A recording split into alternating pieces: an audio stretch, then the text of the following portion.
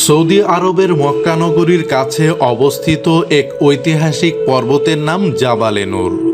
জাবালে নূর শব্দের অর্থ আলোর পর্বত বা আলোর পাহাড়। পর্বতটি মক্কা শরীফ থেকে ৬ কিলোমিটার উত্তর পূর্ব দিকে অবস্থিত এবং মসজিদ আল হারাম থেকে ২ মাইল দূরে অবস্থিত।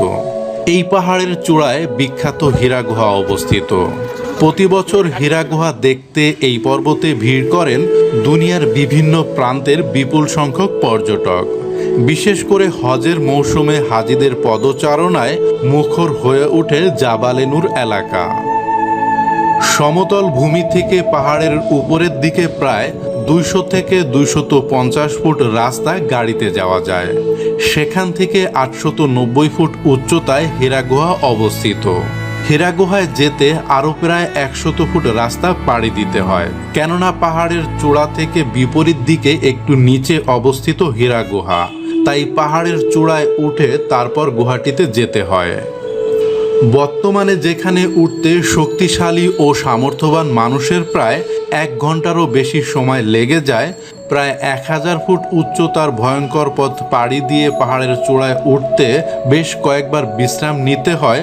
অথচ আজ থেকে ১৪৫০ বছর আগে জাবালে নূরের একেবারে চূড়ায় অবস্থিত হীরা গুহায় ওঠার জন্য এখনকার মতো রাস্তা ছিল না, কোনো সিঁড়ি ছিল না কোনো রেলিং।